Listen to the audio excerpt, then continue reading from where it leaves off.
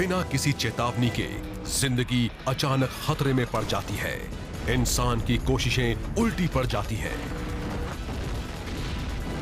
और कुछ ही पलों में सब कुछ बदल जाता है। सब कुछ। तो तैयार हो जाइए पहली बार कैमरे में कैद कुछ दिल दहला देने वाली दुर्घटनाओं के दृश्य देखने के लिए। देखिए एक जापानी रेस ट्रैक पर एक दूसरे से भिड़ती हुई ढेर सारी कारें और पेट्रोल से भरे एक टैंकर ट्रक की टक्कर के बाद ढहता हुआ एक 2 मंजिला हाईवे। यह है डिस्ट्रॉयड इन सेकंड्स।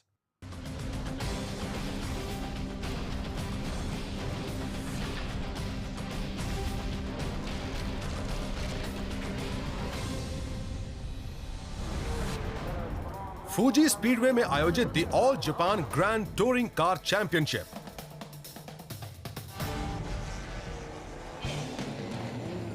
भारी वर्षा की वजह से रेस ट्रैक पानी से तरबतर और खतरनाक हो गया है। परियोजना के अनुसार रेस जारी रहती है। रेस के शुरुआती तैयारी के दौर में ड्राइवर टोमोहिको सुनाको की कार एक दूसरी कार से जा टकराती है और फिर सुरक्षा दीवार से। कुछ ही पल बाद रेसर टेत्सुया ओटा की कार फिसलकर रेस ट्रैक से नीचे उतर जाती है।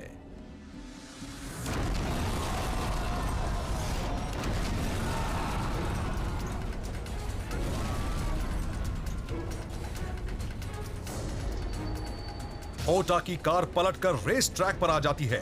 कार लपटों से घिर चुकी है और ओटा अंदर फंसे हैं।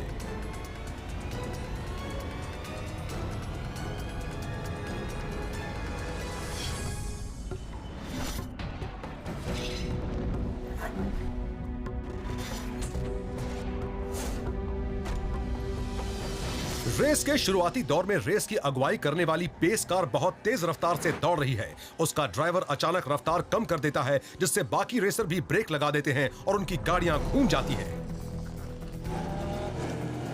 इससे सुनाको की कार भी घूम जाती है। जाहिर है इस हालत में दूसरी कार से बुरी तरह टकराना और कार में आग लगना तय है।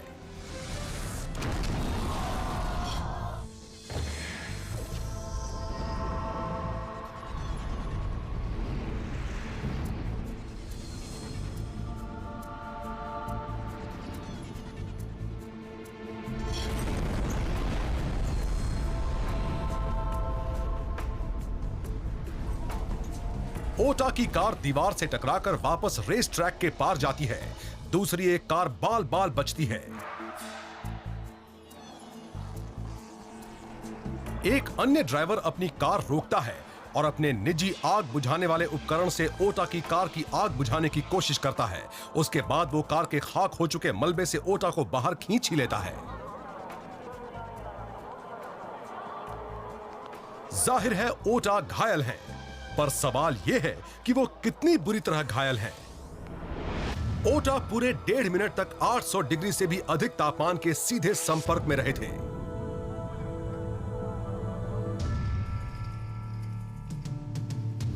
ओटा का चेहरा और गर्दन बुरी तरह झुलस जाते हैं। सुनाको को नजदीक के अस्पताल में ले जाया जाता है। उन्हें मामूली चोट आई है।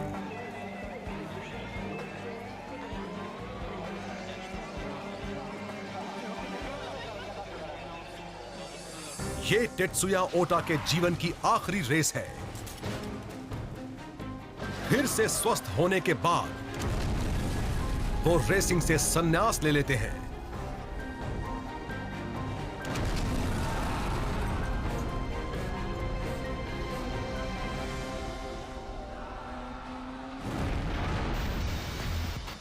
अपने निगरानी कैमरों का मुआयना करते समय सुरक्षा कर्मचारियों को पर्दे पर बाईं ओर एक चमक नजर आती है।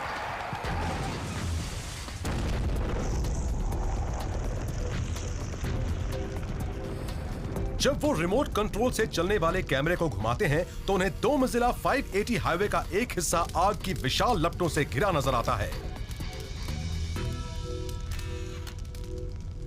बाप रे बाप। पेट्रोल से पूरा भरा एक टैंकर ट्रक 100 टन के एक कंक्रीट के खंभे से टकरा गया है। मुझे ट्रक थोड़ा बहुत नजर आ रहा है। ट्रक और उसमें भरा 38,000 लीटर पेट्रोल एक धमाके के साथ आग के भीमकाय गोले में बदल जाता है। देखो तो हाईवे कैसे झुक रहा है। लपटों का तापमान 3,500 डिग्री तक पहुंच जाता है। इससे ऊपर के हाईवे को सहारा देने वाली धातु की मजबूत सलाखें भी पिघल जाती हैं। देखा, ये तो गया। कुछ ही देर में ऊपर का ढांचा गिरने वाला है। देखो, पिघल रहा है। ओह माय गॉड, जरा देखो तो।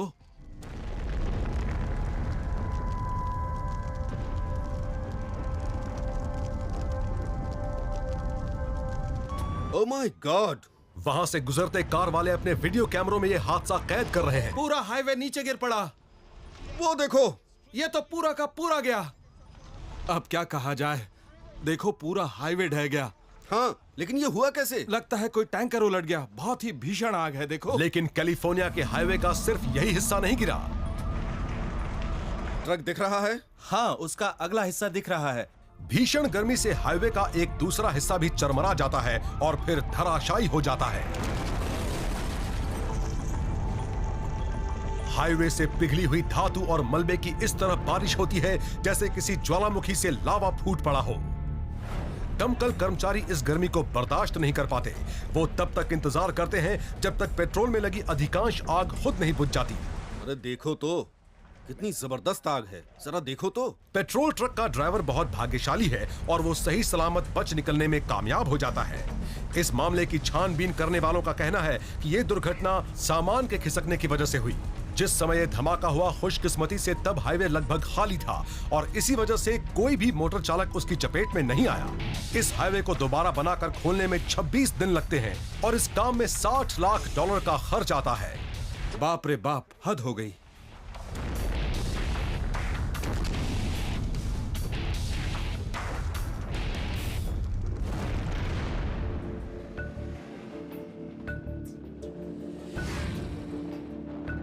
यूर्गन ब्रूनर पिछले 10 साल से मोटरसाइकिल चलाते आ रहे हैं। आज वो बवेरियन एल्प्स के पास सुडलफेल्ड, जर्मनी में है। मोटरसाइकिल सवारों की ये पसंदीदा जगह है, घुमावदार पहाड़ी सड़क जिस पर अनगिनत आसान मोड़ हैं। यूर्गन का दोस्त एक म्यूजिक वीडियो के लिए फुटेज फिल्मा रहा है। खिली धूप है और मौसम शुष्क। मोटरसाइकिल चलाने के लिए हर तरह से बेहतरीन माहौल, लेकिन तभी अचानक कुछ ऐसा होता है जिसके बारे में कोई सोच भी नहीं सकता।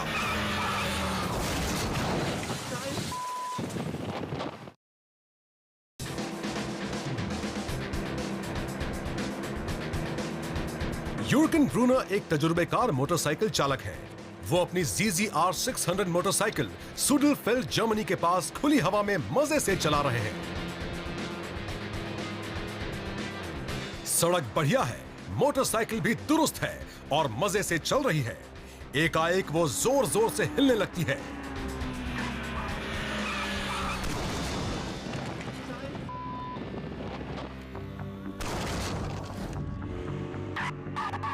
बहत्तर किलोमीटर प्रति घंटा की आरामदेह रफ्तार पर यूर्गन का पिछला टायर डगमगाने लगता है।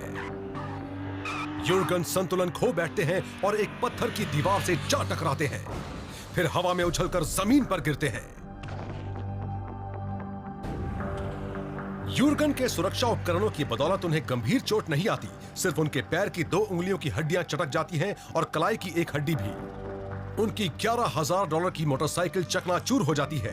भले ही यूर्गन को ऐसा न लगे, पर असल में वो बहुत भाग्यशाली है।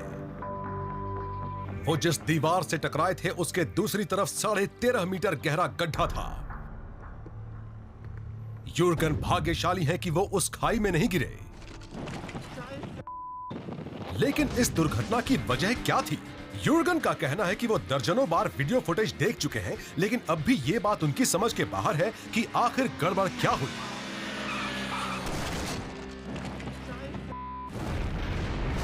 ये है फिलीपींस की आतिशबाजी की राजधानी। नए साल की पूर्व संध्या पर लोग आधी रात के समय चलाने के लिए पटाखे खरीदते हैं। ये एक परंपरा है दुर्भाग्य को दूर भगाने के लिए। सुबह 10 बजे पूरे बाजार में यह खबर फैल जाती है कि पटाखों की एक दुकान में आग लग गई। एक दुकान से धुआं निकलता देख ग्राहक और कर्मचारी वहां से भाग खड़े होते हैं। विस्फोट होने के डर से स्थानीय लोग आग पर काबू पाने के लिए लपकते हैं। वो आग बुझाने वाले उपकरण से लपटें बुझाने की कोशिश करते हैं, लेकिन तब तक बहुत देर हो चुकी है। हर तरफ घबराहट फैल जाती है। डरे हुए दुकानदार जान बचाकर भागते हैं। कुछ ही पल बाद एक और धमाका होता है और मलबा हवा में उछल जाता है। आग बेकाबू हो जाती है। हर तरफ आतिशबाजी छूट रही है, जिससे आसपास की पटाखों की दुकानों में भी आग लग जाती है।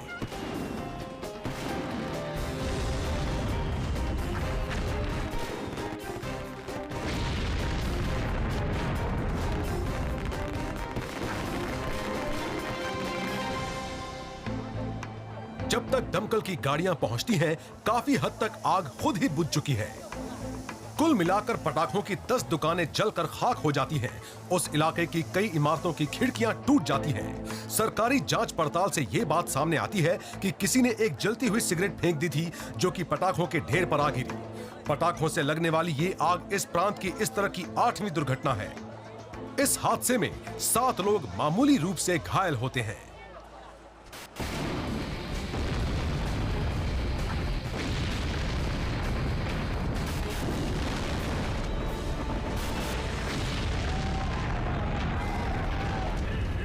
ये 3 स्टॉर्म चेजर्स यानी बवंडरों का पीछा करने वाले जिस भीमकाय बवंडर का पीछा कर रहे हैं, वो बवंडर एक नया कीर्तिमान स्थापित करने वाला है। वो रहा एक बवंडर। हाँ, वो रहा एक शानदार बवंडर जमीन पर। कितना बड़ा बवंडर है।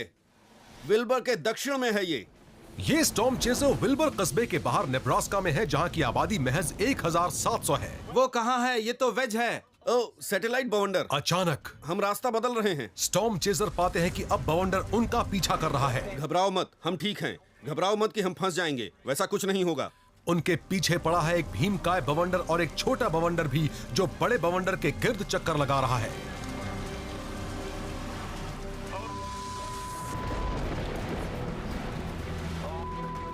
स्टॉर्म चेजर बवंडर से आगे रहने की जी तोड़ कोशिश करते हैं। चलते रहो, रुको मत। बवंडर सीधा उनकी तरफ बढ़ रहा है। तभी उनकी नजर एक आधी अधूरी इमारत पर पड़ती है, जिसमें न खिड़कियां हैं न दरवाजे। दरवाजे खिड़कियां खुले हैं। बाहर निकलो, कार से बाहर निकलो। वो पनाह लेने के लिए इमारत की ओर लपकते हैं। भीतर पहुंचने के कुछ सेकंड बाद ही वहां मुसीबत टूट पड़ती है।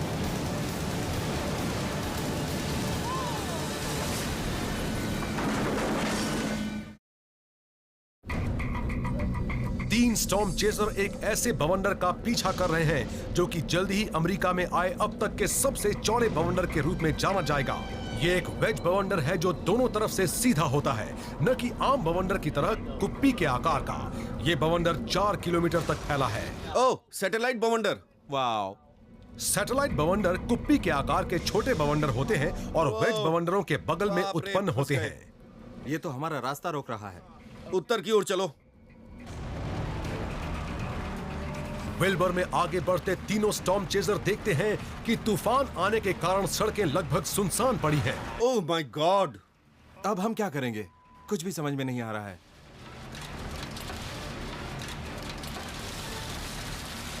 दरवाजे खिड़कियां खुले हैं। बाहर निकलो, जल्दी करो, कार से बाहर निकलो। उतावलेपन में वो अपनी कार छोड़कर एक निर्माणाधीन इमारत में दुबक जाते हैं। अंदर चलो जल्दी। वहां उनका सामना होता है बड़े बवंडर के एक छोटे सैटेलाइट बवंडर से। अंदर चलो जल्दी।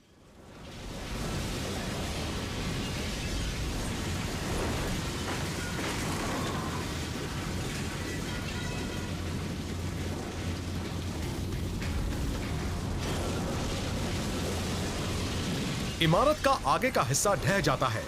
फुटपाथ पर ईंटों और टीन टप्पर की बरसात होती है। तूफान गुजरने के बाद तीनों स्टॉर्म चेजर बाहर आने पर पाते हैं कि उनकी कार बुरी तरह टूट फूट चुकी है। वो रात वो लोग एक स्थानीय होटल में गुजारते हैं। अगले दिन वो वापस उस जगह आते हैं जहां बवंडर ने तांडव किया था। यकीन नहीं होता मैं इसके अंदर था, ठीक यहाँ पर। बगल वाली इमारत को तो और भी भारी नुकसान पहुंचा है। स्टॉर्म चेजर्स की टूटी फूटी कार की मरम्मत करनी पड़ेगी, तब जाकर वो ड्राइव करने लायक होगी। शुक्र है कस्बे में कोई भी गंभीर रूप से घायल नहीं हुआ। वेज बवंडर F4 श्रेणी का बवंडर होता है, जिसके दौरान 331 किलोमीटर से लेकर 416 किलोमीटर प्रति घंटा की रफ्तार से हवाएं चलती हैं। नेब्रास्का के इन बवंडरों ने $17.5 करोड़ का नुकसान किया है और 4 किलोमीटर की चौड़ाई वाला ये विनाशकारी बवंडर अब तक का सबसे बड़ा वेज बवंडर है।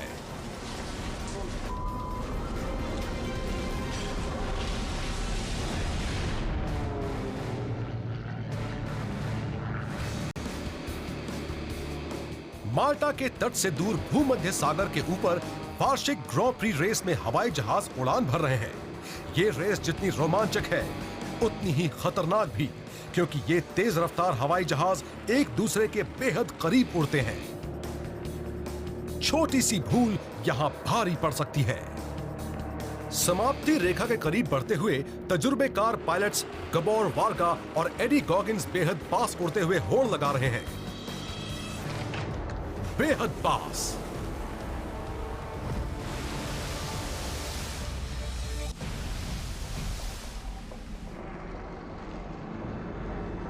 गॉगिंस के हवाई जहाज के दाएं पंख से वार्गा के हवाई जहाज की दुम टूट जाती है और वार्गा का जहाज 320 किलोमीटर प्रति घंटा की रफ्तार से पानी में दुर्घटनाग्रस्त हो जाता है। कुछ ही सेकंड में समुद्र और वायु दोनों तरफ से सुरक्षा कर्मचारी वहां आ पहुंचते हैं। हालांकि गॉगिंस का विमान पानी की सतह से सिर्फ 10 मीटर की ऊंचाई पर था, फिर भी वो उसके बाहर कूदने और अपना पैराशूट खोलने में कामयाब रहे। उन्हें सिर्फ मामूली चोटें आईं। लेकिन अफसोस, पानी से जहाज टकराने पर वार्गा मारे गए। आधिकारिक जांच पड़ताल के बाद दोनों पायलट्स को इस दुर्घटना के लिए जिम्मेदार नहीं माना गया।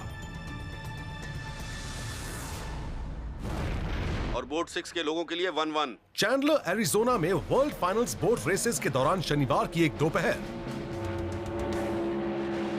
ड्रैग बोट रेसर जेम्स रे एक प्रतिस्पर्धी से टक्कर लेने वाले हैं। उससे लंबी छलांग लगाकर जेम्स अपने प्रतिस्पर्धी को बहुत पीछे छोड़ देते हैं। 384 किलोमीटर प्रति घंटा की रफ्तार पर उनकी बोट बुरी तरह हिलने लगती है। बोट 6 के लोगों के लिए 1-1। चैंडलर एरिजोना में वर्ल्ड फाइनल्स बोट रेसेस के दौरान शनिवार की एक दोपहर ड्रैग बोट रेसर जेम्स रे एक प्रतिस्पर्धी से टक्कर लेने वाले हैं। उससे लंबी छलांग लगाकर जेम्स अपने प्रतिस्पर्धी को बहुत पीछे छोड़ देते हैं। 384 किलोमीटर प्रति घंटा की रफ्तार पर उनकी बोट बुरी तरह हिलने लगती है। अरे नहीं, अरे नहीं।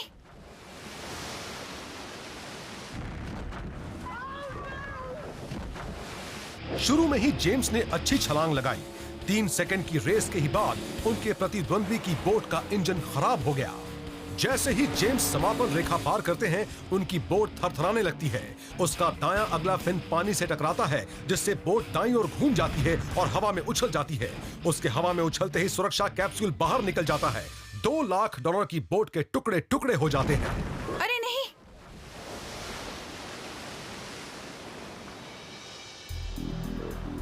कुछ ही सेकंड बाद सुरक्षा कर्मचारी कैप्सूल की तरफ बढ़ते हैं। $20,000 के कैप्सूल ने अपना काम बखूबी किया और जेम्स को जिंदा बचा लिया।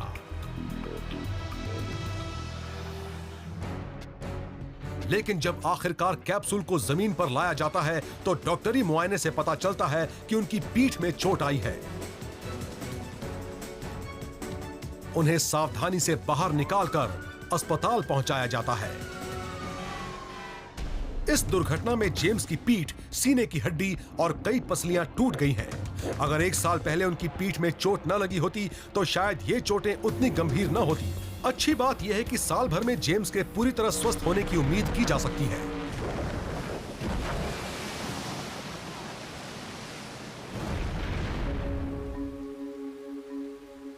ये जोंगलडाक तुर्की की एक नगरपालिका बिल्डिंग के अवशेष हैं। उसका ये हाल किया इसने। जोंगलडाक तुर्की के सबसे अधिक वर्षा वाले प्रांतों में से एक है। शाम के समय यहां एक जबरदस्त तूफान शुरू हुआ और अगले दिन तक चलता रहा। जबरदस्त बारिश की वजह से नदियां किनारे तोड़कर बहने लगी। नालियां और गटर कीचड़ तथा मलबे की वजह से बंद हो गए। 70% सड़कों पर पानी भर गया। मिट्टी पानी से तरबतर और अस्थिर हो गई। नगर पालिका बिल्डिंग के नीचे की जमीन धंस गई।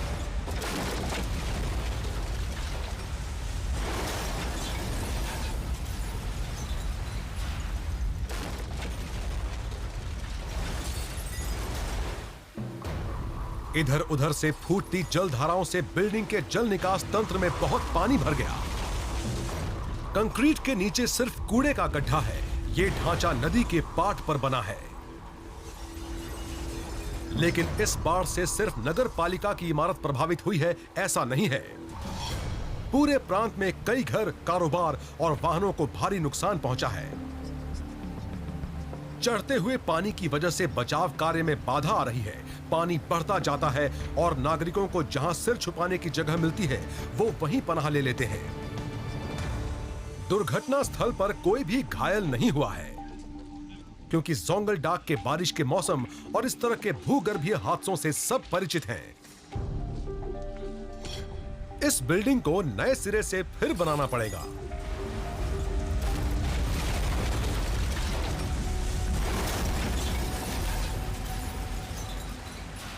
मैं हूं रॉन पिट्स। अगली बार फिर मिलेंगे डिस्ट्रॉयड इन सेकंड्स में।